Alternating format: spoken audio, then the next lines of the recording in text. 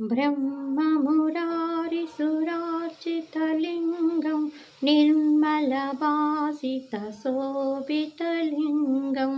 जन्मजदुःखविनाशकलिङ्गं तत्प्रणमामि सदा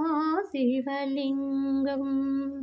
देवमुनिप्रवरार्चितलिङ्गं कामदहनकरुणाकरलिङ्गं रावणदर्पविनाशकलिङ्गं तत्प्रणमामि सदा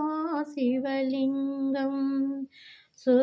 सर्वसुगन्धसुलेपितलिङ्गं बुद्धिविवर्धनकारणलिङ्गं सिद्धसुरासुरवन्दितलिङ्गं तत्प्रणमामि सदा शिवलिङ्गं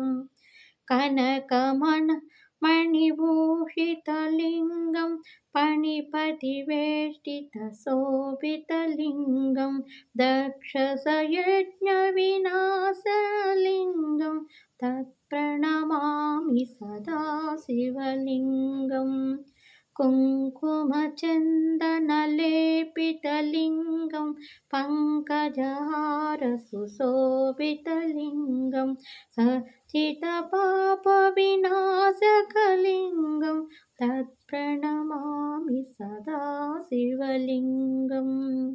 देवगणार्चितसेवितलिङ्गं भावैर्भक्तिभिरेव च लिङ्गं दिनकरकोटिप्रभाकरलिङ्गं तत्प्रणमामि सदा शिवलिङ्गम् अष्टदलोपरिवेष्टितलिङ्गं सर्वसमुद्भवकारणलिङ्गम् अष्टदरिद्रविनाशनलिङ्गं तत्प्रणमामि सदा शिवलिङ्गं सुरगुरुसुरवरपूजितलिङ्गं सुरवनपुष्पसदार्चितलिङ्गं परमपदं परमात्मकलिङ्गं तत्प्रणमामि सदा शिवलिङ्गम्।